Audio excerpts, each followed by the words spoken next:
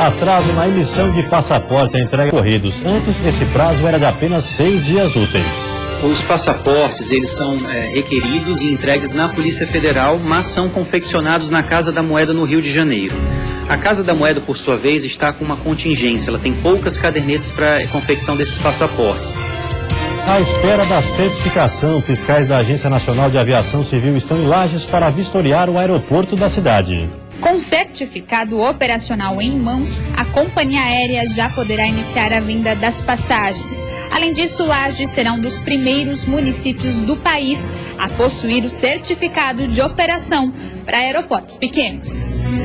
Organização para superar a instabilidade da economia. Caderno com dados do comércio vai auxiliar empresários na definição dos rumos do negócio com maior segurança. A gente trouxe informações que têm por objetivo subsidiar a tomada de decisão dos empresários, né, e ter uma fonte de informações para que eles possam traçar cenários, que eles possam entender um pouco do ambiente onde eles estão inseridos e que eles possam traçar estratégias para os seus negócios. Reforma aguardada. As obras da cobertura do vão central do Mercado Público de Florianópolis devem ser concluídas em maio. O objetivo é possibilitar a abertura e fechamento de acordo com a condição climática do dia. E ainda no futebol, os preparativos dos times catarinenses que voltam a campo nessa semana pela Copa do Brasil. A Band Cidade desta terça-feira já está no ar.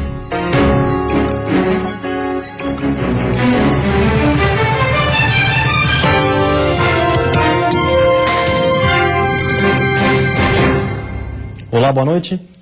Fiscais da Agência Nacional de Aviação Civil estão em Lages para vistoriar o aeroporto da cidade. O trabalho faz parte da última etapa do processo para a liberação dos voos comerciais. Até quinta-feira, os fiscais da Agência Nacional de Aviação Civil, a ANAC, irão realizar a vistoria no aeroporto da cidade. Para receber a equipe, foram finalizadas hoje à tarde a pintura interna e externa do prédio, além da limpeza. Os equipamentos que faltavam, como é o caso do raio-x, além da pintura da pista, também já foram concluídos. Nós imaginamos que tudo que foi solicitado foi realizado em tempo recorde. O que cabe agora é consolidar o processo que foi feito, o projeto que foi analisado, o projeto que foi executado por toda a equipe da Prefeitura. Então a gente está seguro. A vistoria da ANAC é a última etapa que falta para que o aeroporto de Lages possa operar em escala comercial. A companhia aérea responsável pelos voos também já está se instalando no local e agora aguarda apenas o certificado da ANAC para começar a trabalhar. Com certificado operacional em mãos, a companhia aérea já poderá iniciar a venda das passagens. Além disso, Lages será um dos primeiros municípios do país a possuir o certificado de operação para aeroportos pequenos. Até o ano passado, apenas os aeroportos de grande porte tinham essa certificação. Agora, a norma passou a valer para os aeroportos pequenos. Com isso, o aeroporto de Lages poderá receber até 3 voos diários, se houver demanda. A intenção é que eles comecem a sair de Lages até o dia 15 de junho, com destino a Campinas, na capital paulista. Agora, tudo depende do resultado da vistoria realizada pela ANAC. Eles vão ter um prazo para emitir o relatório final, mas nós acreditamos que acompanhando e vendo cada passo, os itens que eles vão analisar, vendo se foi positivo ou negativo, a gente vai saber dimensionar. Nós imaginamos, nós estamos torcendo muito para que quinta talvez a gente saia com a resposta, que o relatório vai ser escrito, vai ser emitido, mas a gente já sabendo qual vai ser o final dele.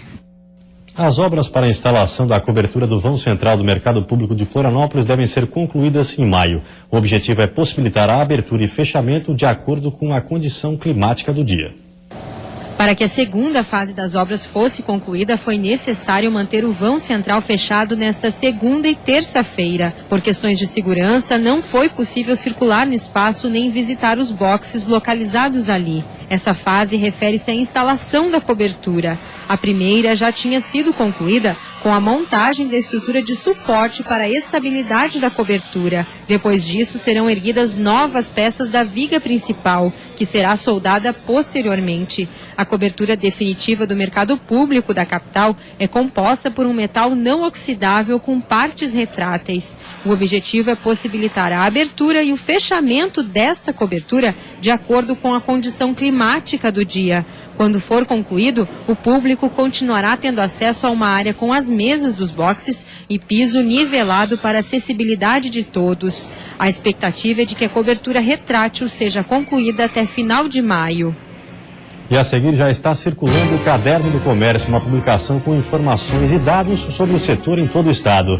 E confira também a atenção que os pais devem ter com a puberdade precoce, cada vez mais frequente, principalmente entre as meninas.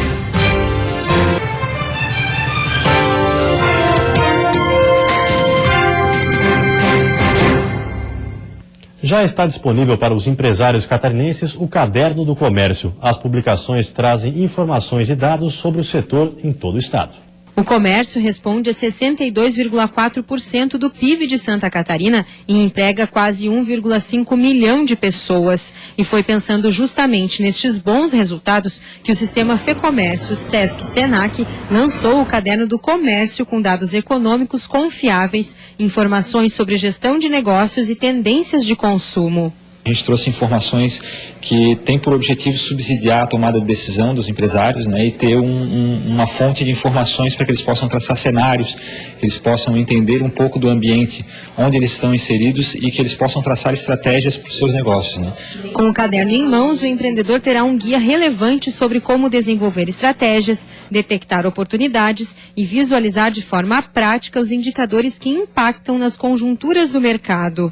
Quanto mais informações, quanto mais dados a gente conseguir trabalhar, a gente trabalha com conceitos de, hoje se fala muito de Big Data, né, de informações, então isso deixa de ser um diferencial e passa a ser algo que as empresas têm que se adaptar e que têm que utilizar isso a seu favor. A publicação é dividida em temas e aponta um respiro no setor entre o final de 2016 e início de 2017, com a retomada da confiança dos empresários do comércio e, consequentemente, da volta de investimentos e do emprego. O Caderno do Comércio está disponível na versão e-book para download no site da FEComércio Santa Catarina. Quando a passagem da infância para a adolescência acontece antes da hora, a criança pode enfrentar problemas. A puberdade precoce, cada vez mais frequente, principalmente em meninas, causa reflexos físicos e psicológicos. Os pais precisam ficar atentos aos sintomas para buscar ajuda especializada. A maior alegria da Maria Eduarda, de 10 anos? Brincar. Eu gosto de brincar de correr. Esconde, esconde, esconde, pega-pega. Jeito de criança, problemas de adolescente. Aos 7 anos de idade, o corpo e as reações da menina começaram a mudar. O cheiro tinha mudado, começou a aparecer mama, as alterações de humor eram frequentes e prejudicavam até na escola, na concentração. Ela sofre de uma doença que tem se tornado cada vez mais frequente, a puberdade precoce. É quando a maturidade do corpo começa mais cedo, antes dos 8 anos nas meninas e antes dos 9 nos meninos. Os sinais são o aparecimento dos pelos e a alteração no cheiro. Nas meninas, os seios começam a se desenvolver e pode vir a primeira menstruação.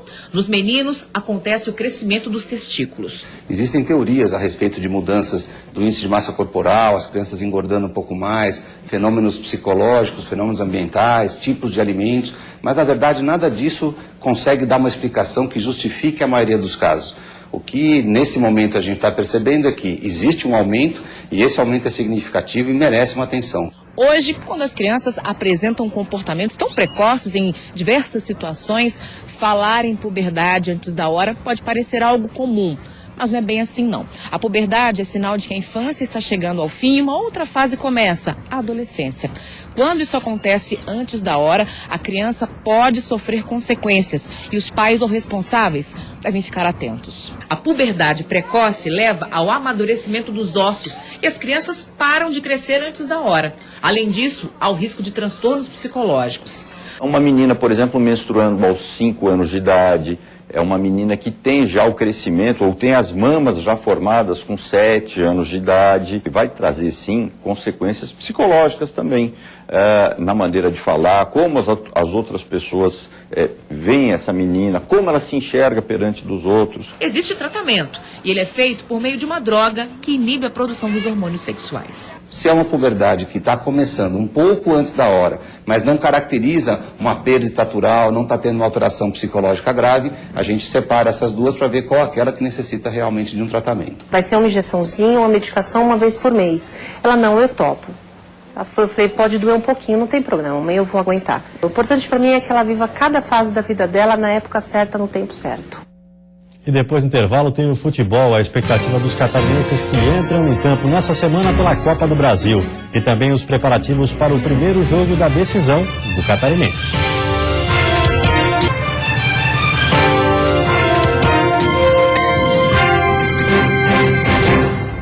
Esse é o grande objetivo do técnico dos jogadores do Verdão, que no domingo encaram o primeiro desafio da final do Catarinense. Voltar a ser aquela Chapecoense avassaladora. Esse é o objetivo do elenco do Verdão do Oeste para os 2 jogos finais do estadual. Para eles, não há motivos para temer a queda no desempenho nas últimas rodadas. Afinal de contas, todos sabem o que precisam fazer para voltar a vencer. Mas tem que colocar em pauta o trabalho todo que a gente vem fazendo, e foi um trabalho muito bom. Acho que a gente entrando assim, como nós começamos o nosso trabalho, a gente pode sim conseguir o objetivo que a gente traçou no começo do ano. Além de saber o que precisa ser feito para vencer, também é preciso parar e pensar sobre o que atrapalhou o bom desempenho do time. Um fator que parece ter sido decisivo foi a falta de concentração. Muitas vitórias e uma vaga já garantida na final podem ter prejudicado o foco da equipe. Agora, restando 2 jogos para conquistar o título, é preciso redobrar a concentração. A decisão é sempre diferente. São jogos onde, não só na final, mas no todo, a concentração é o máximo. E o Joinville, adversário da Chapecoense na final do Catarinense, tem outro compromisso decisivo na quarta-feira na Arena, o jogo de volta pela Copa do Brasil. Pela frente, só decisões. A primeira missão é passar de fase na Copa do Brasil e depois as finais do Catarinense. Agora, haja frieza para separar bem as coisas. A missão do Joinville não é nada fácil. Depois do empate em 1-1 com o Comercial lá no Mato Grosso do Sul, o Joinville já se classifica com um 0-0 na Arena. Mas um novo empate em 1-1 leva a partida para os pênaltis, e um empate por 2 ou mais gols dá a vaga para o Comercial. Para não passar sufoco, vencer é a prioridade. Pois é, separar a competição estadual da nacional é importante para que pela primeira vez na história o Jack passe de fase na Copa do Brasil. O Avaí volta a campo na quinta-feira no jogo de volta pela Copa do Brasil contra o Operário de Várzea Grande. Enquanto aguarda por novos reforços, o time avalia o que foi que aconteceu de errado nessa temporada. É bem verdade que o catarinense já acabou pro Avaí, mas não dá para tocar a vida sem fazer aquela avaliação do campeonato. E olha que pro William, tudo se resume a detalhes. Se nós tivéssemos ganhado da Chapecoense, a gente teria sido campeão do primeiro turno. Para você ver como que é o futebol. O problema é que no segundo turno tudo desandou e, segundo o William, muito por conta da falta de maturidade do elenco. Ficou nítido que um grupo muito jovem, quando chega momentos em que são decisivos, momentos em que há uma pressão psicológica muito grande, acabam sentindo. Por isso, e pensando nas competições nacionais que terá pela frente, o Avaí vai se reforçar. E é claro que esses jogadores serão mais experientes, mais cascudos, para aguentar as pancadas e dar tranquilidade à garotada. Eu acho sim que o Avaí precisa se reforçar com jogadores que já conhecem a Série B, jogadores que têm uma certa rodagem dentro do futebol, para poder deixar o elenco um pouco mais forte e mais qualificado. Só que antes de chegarem os novos contratados, a molecada vai precisar mostrar que pode continuar no time principal. Na quinta-feira tem o jogo de volta pela Copa do Brasil e o Avaí precisa vencer o Operário de Várzea Grande por 2 gols de diferença. O Criciúma também tem jogo pela Copa do Brasil na quinta-feira. A equipe enfrenta o Operário de Ponta Grossa precisando de uma vitória simples.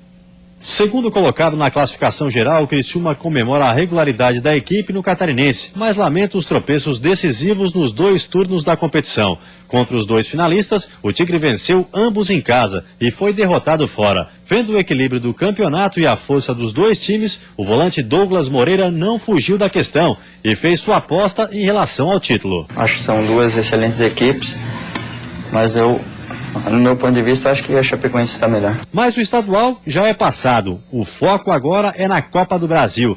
Quinta-feira tem jogo de volta contra o Operário de Ponta Grossa. No jogo de ida, vitória do time paranaense por 2-1. Ou seja, o Tigre precisa de uma vitória simples para passar de fase. Acho que lá foi um jogo bastante truncado, sabe? Bola no alto, lançamento. Acho que não é característica da nossa equipe. Aqui é botar a bola no chão e impor nosso ritmo, acho que vai dar tudo certo. E veja depois do intervalo, quem vai viajar para o exterior precisa ficar atento. A entrega do passaporte está demorando mais do que o normal em todo o país. E ainda a Diretoria de Vigilância Epidemiológica continua alerta em função do possível surto de impetigo no estado.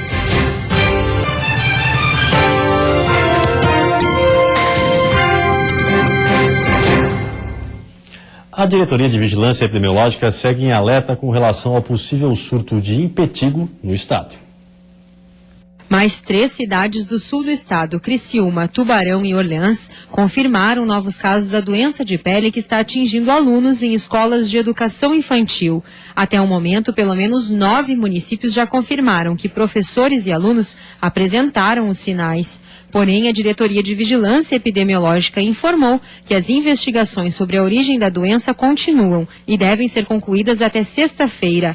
Há suspeitas de que os casos possam ser de catapora, também chamada de varicela ou impetigo. Devido aos novos casos, escolas e creches foram interditadas no sul do estado e agora vão passar por desinfecção. Nesta creche, em Palhoça, na Grande Florianópolis, as crianças voltaram às aulas ontem, depois que a unidade passou por uma limpeza. 6 dos 40 alunos tiveram lesões na pele. Outras 2 escolas do município passaram pelo mesmo problema e já são 10 casos no total. Para barrar o contágio, as recomendações são as mesmas que ajudam a evitar outras doenças, como dengue e gripe A. As crianças afetadas devem continuar afastadas até o fim do tratamento com antibióticos. A vacina, neste caso, não cura, mas imuniza quem ainda não recebeu a segunda dose da tetraviral, que protege contra catapora, cachumba, rubéola e sarampo. Os números da dengue continuam preocupando no estado. O relatório divulgado hoje pela Vigilância Epidemiológica aponta que foram confirmados mais 290 casos da doença na comparação com o último levantamento. De acordo com o boletim divulgado nesta terça-feira pela Vigilância Epidemiológica do Estado, já são 3.440 casos confirmados da doença. A maioria deles é autóctone, ou seja, com transmissão dentro de Santa Catarina. Entre 1º de janeiro e 23 de abril deste ano, foram 9.997 as suspeitas. Segundo o levantamento, 41 municípios catarinenses são considerados infestados pelo mosquito Aedes aegypti. Pinhalzinho, no oeste, continua sendo a cidade com maior número de casos. Até agora, uma morte foi registrada em Chapecó.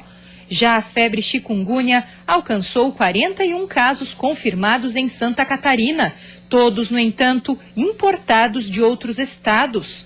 E o Zika vírus atingiu 32 casos confirmados, sendo 30 importados e 2 ainda aguardando definição do local provável de infecção.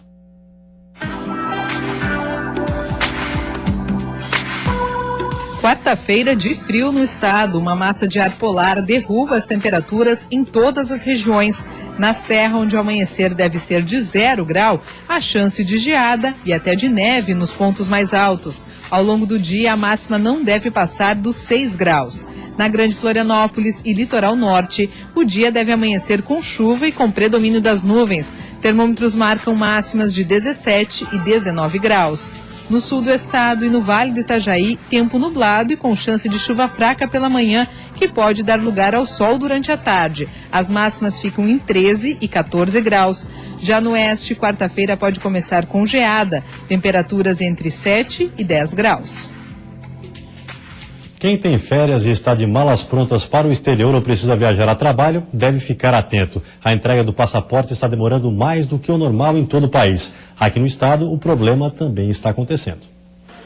Arlisson vai trabalhar nos Emirados Árabes. Ele estava com o passaporte vencido e não poderia esperar o novo tempo de entrega. A passagem para Dubai já está comprada e ele embarca ainda essa semana. não ia dar certo, eu não ia conseguir, né? Com a comprovação de que vai entrar para o ramo da hotelaria e que corria o risco de perder a oportunidade, ele conseguiu fazer o passaporte emergencial. E se fosse esperar 30 dias, ia acabar com o meu sonho de morar fora. O chefe do setor de imigração da Polícia Federal explica que casos específicos podem ser resolvidos com prioridade. O documento especial custa cerca de R$ 78 a mais do que os R$ 257,25 do passaporte normal. O passaporte de urgência, ele implica no pagamento de uma taxa adicional e a Casa da Moeda elabora esse passaporte com mais rapidez e ele chega em um prazo de uma semana. A partir de agora, todos os pedidos estão demorando 30 dias corridos para serem entregues, em vez dos 6 dias úteis necessários até então. O problema acontece em todo o Brasil e só deve ser normalizado em junho. Os passaportes, eles são requeridos e entregues na Polícia Federal, mas são confeccionados na Casa da Moeda no Rio de Janeiro. A Casa da Moeda, por sua vez, está com uma contingência, ela tem poucas cadernetas para a confecção desses passaportes. Então o prazo foi estendido. Outro imprevisto afetou também quem fez os pagamentos das guias exigidas para a retirada do passaporte. Nos dias 8, 12, 13, 14 e 16 de abril, o banco não creditou os valores depositados. A Polícia Federal está resolvendo caso a caso para incluir os dados no Sistema Nacional. De abril de 2015 até abril deste ano, as unidades da Polícia Federal em Santa Catarina emitiram mais de 97 mil passaportes. Os atendimentos no estado não devem ser afetados, apesar da demora na entrega. E você fica agora com o Jornal da Band. Uma ótima noite a todos e até amanhã.